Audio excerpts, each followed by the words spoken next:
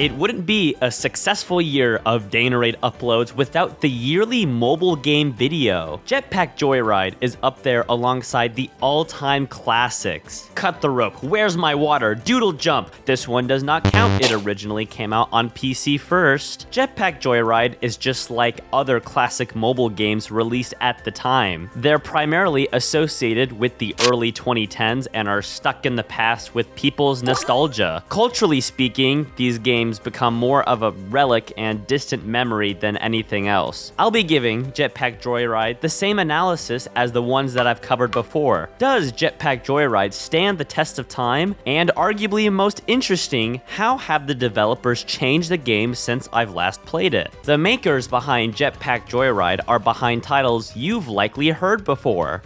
Barnyard on Game Boy Advance. Half Brick Studios is behind Jetpack Joyride, and their claim to fame was Fruit Ninja. Everybody loved Fruit Ninja. It was just the easiest way to get your phone's screen as fingerprint heavy as possible. I was surprised to learn that Fruit Ninja and Jetpack Joyride are the studio's only huge successes. That may be a little unfair, considering both these titles are some of the biggest mobile games ever released. It's amazing they could release more than one major success. But I assure you that most people likely haven't heard of most of their other offerings. Let me preface that I am not saying any of their other titles are lower quality. They're just more obscure. I suppose they're making enough money off of the multiple versions of Fruit Ninja they were pumping out. Which version of Fruit Ninja isn't real? Fruit Ninja Puss in Boots or Fruit Ninja vs. Skittles? Trick question, they're both real. With Jetpack Joyride being one of the company's significant releases, there must be something worth looking into. I assure you, this game is designed incredibly well. Jetpack Joyride is an endless runner released in September of 2011 that challenged the preconceived notion that mobile games were for the most unskilled players.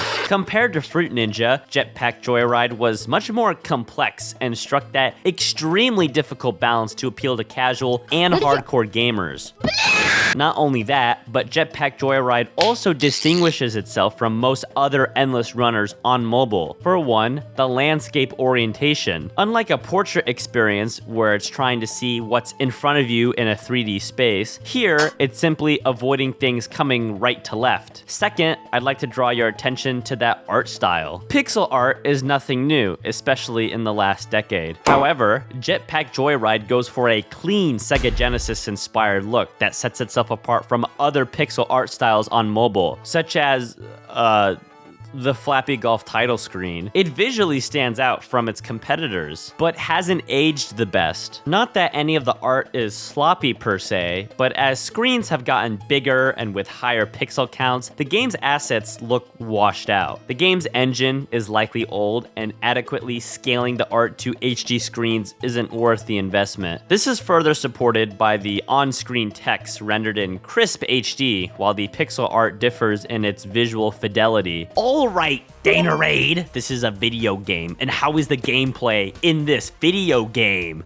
I was just getting there. The game follows Barry Steak Fries, who breaks into the legitimate research laboratory and ensues chaos. And yes, Barry Steak Fries is his official name, which I'd like to just set the record. Steak Fries is an F-tier cut of fry. Like all endless runners, the game gets progressively more difficult the farther the player advances. Except here, the random generation works much better due to the sheer number of obstacles. The zappers all have different lengths, multiple angles, and they can even rotate sometimes. The lasers are stationary at first, but can move around and turn on and off. The rockets become more frequent and occasionally move while targeting the player. The game expertly adapts the game's difficulty to the right amount. There's no point where there feels to be an abrupt difficulty curve. With all the obstacles to avoid, it raises the more significant point of just how much goes on during a run. Most obvious of which are coins, a staple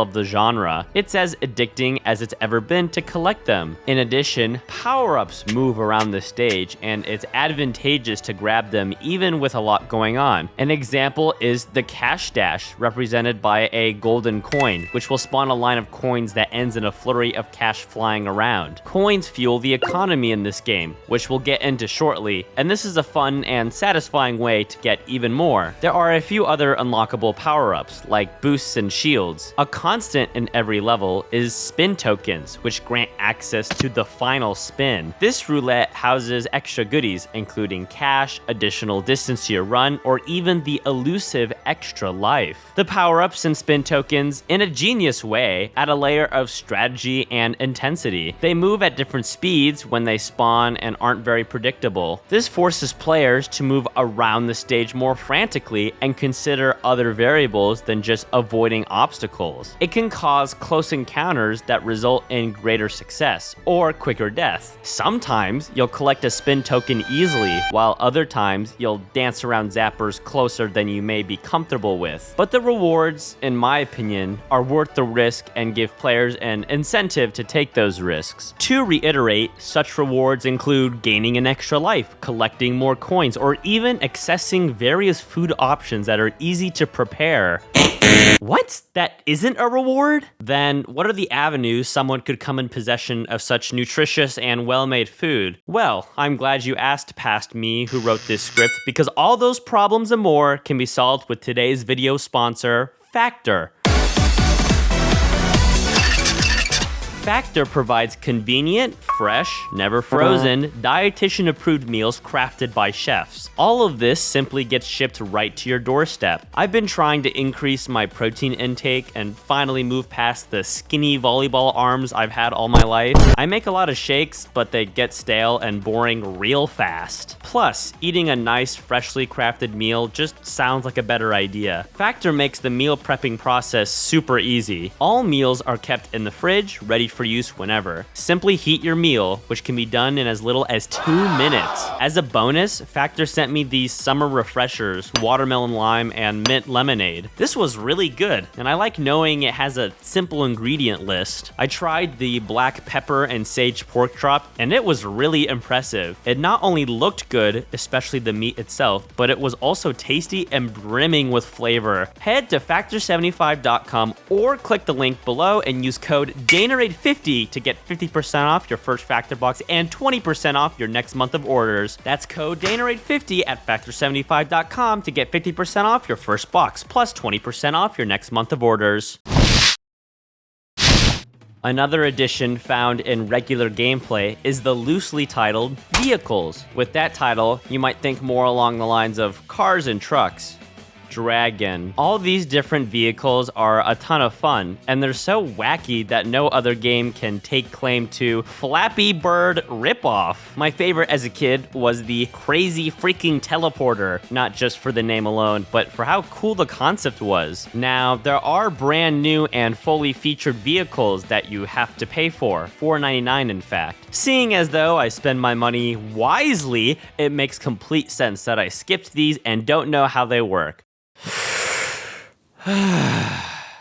The Wave Rider floods the lab and has the player bobbing up and down on a jet ski. The controls are a little finicky, and it's not the most helpful vehicle, but at least it's different. How about the Sleigh of Awesome, which involves riding Santa's sleigh with jet boosters and robotic reindeer? For a Christmas-themed vehicle, it's a fun inclusion, but feels pretty similar to some others. $4.99 for each of these, not really the definition of a great value. Go buy 5 items from the dollar store. Wait, I can only buy 4 things? That's Bidenomics. Overall, the vehicles are a great addition to an already jam-packed gameplay experience that truly differentiates itself from other endless runners. With all that being said, I reviewed enough of these games to know that the passage of time can muddy the experience. So over a decade later, what's the state of Jetpack Joyride? Surprisingly enough, it hasn't been tampered with much. In classic mobile gaming fashion, there are ads in the game. I don't mind most inclusions, such as when you can watch an ad for extra coins or some boosts early in a run. What I do not appreciate is that by random chance, after certain rounds, this screen will come up acting as though it's informing you of the option to get rid of all ads or just keep ads. But in maintaining ads,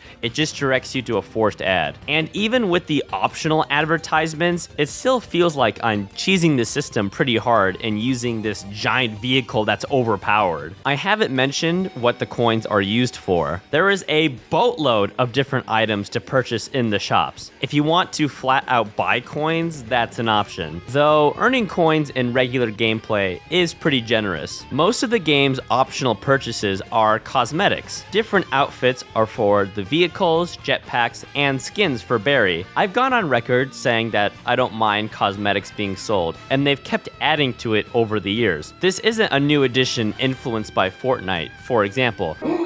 It's the guy from Fortnite! It's been a core feature of the game since the start. Some are more basic, like reskins with just different colors, while others are complete redesigns, which is always fun. My favorite is probably the berry box, acting as a fun Doctor Who reference. There's a wide range of gadgets that are also kinda like power-ups, even though there are already items in the game called power-ups. Their usefulness is pretty small, but it's fun to mix and match. The discussion about the game's monetization reveals the most surprising aspect of revisiting the game, how it's primarily been unchanged and even improved upon. Halfbrick has surprisingly kept up on adding stuff to the game. Sure, while it's mostly additional skins and events, one aspect I noticed immediately was new music that plays during vehicles. And after checking, they added new music tracks in an April 2023 update. A quick reminder, the game originally released back in 2011. I also think this challenges the claim by some companies Rovio, that the infrastructure in these older titles is too old to update on modern devices. While that technically may be true, Halfbrick has proved that either they are just willing to make the effort to update these older titles despite their clunky internal design, or the studio's in-house engine was designed with efficiency and longevity in mind. Now, this is all great, but when something is a successful and proven model, numbers start to come into play. Jetpack Joyride is a well-designed and densely packed experience that has become one of the defining mobile games released in the early 2010s. The mobile games I've previously talked about on this channel follow the trend of releasing a sequel a few years later that essentially updated the art style while adding much more aggressive monetization. Jetpack Joyride followed this same trend, except the sequel came out 11 years later. What? A little late, wouldn't you say? You've probably noticed the skinnier iPhone orientation with the black bars on top. I try to run any mobile game I cover on my computer for a crisp 16:9 capture. However, Jetpack Joyride 2 is exclusive to Apple Arcade, which is Apple's gaming subscription service. I'm really conflicted about this. On the one hand, I think there's a fair argument for the value of this service. Apple has delivered an impressive lineup of titles and promises no in-game advertisements or microtransactions. That's an admirable commitment and elevates any game on the service. In the case of Jetpack Joyride 2, they've gone one step further and made it exclusive to the App Store and the service. Look, I'm not frowning the practice. Exclusives and quality content are essential to any product or service that wants to actually compete, something the Xbox Series X should take notes on. That doesn't mean I can't be annoyed though. The service itself,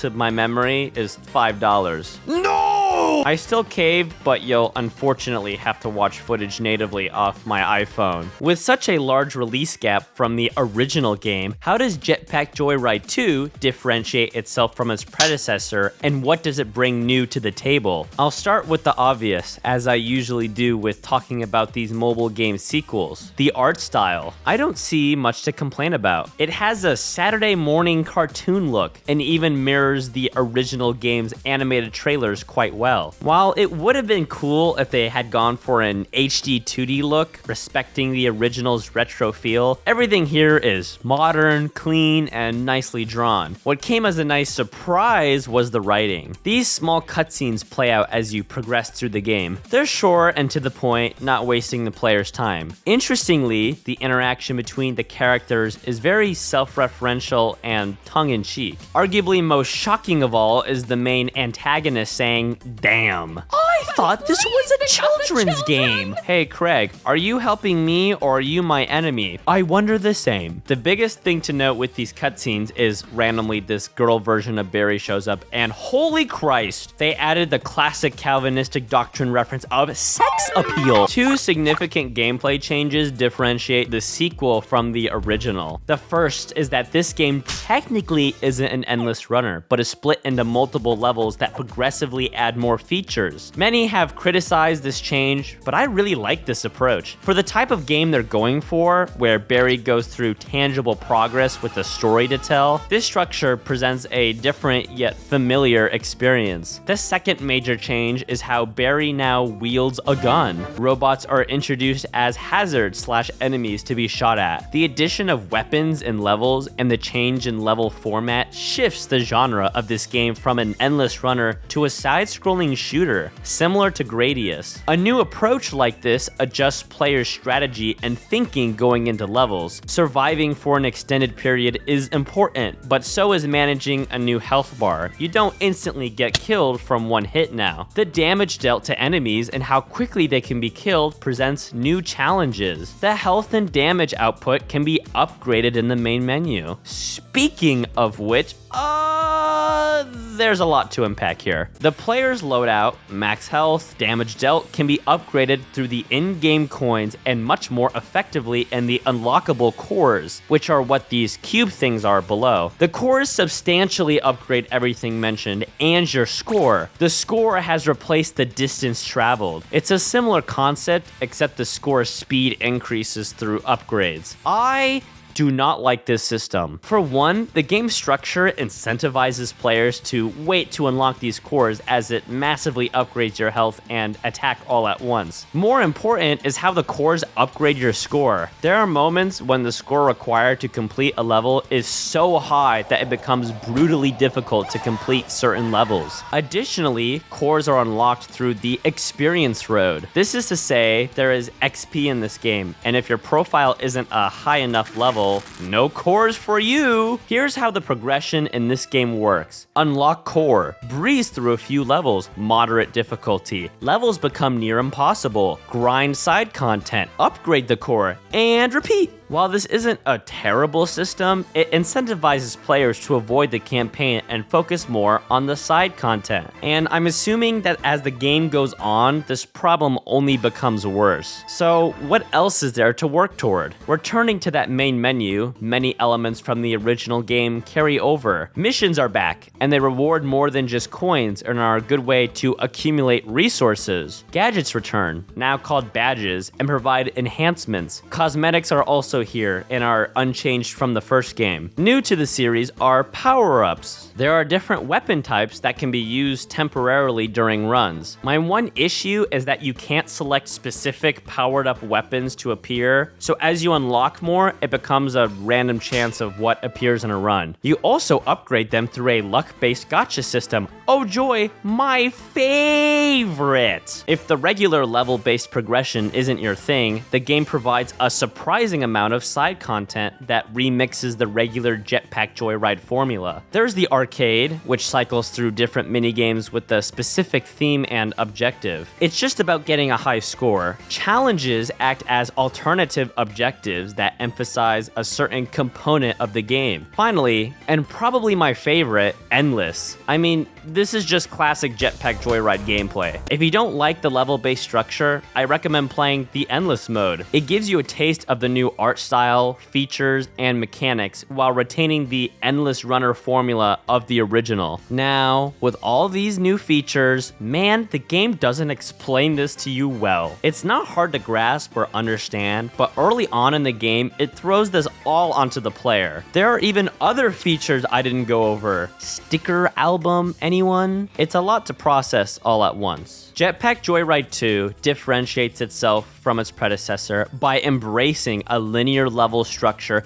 and a gameplay style akin to Gradius that raises the action-packed feel Jetpack Joyride has always been known for. The wealth of different focal points to prioritize and upgrade the player's arsenals keeps people returning. The additional game modes provide a fun remix of the Jetpack Joyride formula. However, the biggest question I have with this game is why? Developing a sequel this long after the original success seems like a weird move. Most companies capitalize on their original app success pretty quickly. Not only was a Jetpack Joyride sequel not heavily asked for, as far as I'm aware of, but making one so long after the fact seems like an effort to cling to the past. Half-Brick's game lineup has severely dried up, and they've resorted to making sequels and even making sequels to sequels. My favorite, Fruit Ninja VR 2! I doubt most people even know Jetpack Joyride 2 exists. That's part of the problem with putting it on Apple Arcade. In theory, the developers can create a better mobile gaming experience, which I admire incredibly. And while I didn't break this part down deeply, it's still designed with microtransactions in mind. It just doesn't have them. I'm mainly referring to the premium currency, the constant need for coins to upgrade everything, and trying to halt the player's progress. Putting it on this service considerably limits its reach, which raises eyebrows on this sequel. In all honesty, Apple likely gave Half-Brick a very large check to make Jetpack Joyride 2 an exclusive to the service. But for what it is, Jetpack Joyride 2 provides a unique experience from its predecessor that aims to bring new life to the Jetpack Joyride franchise. How well will it succeed at its goal? Time will tell.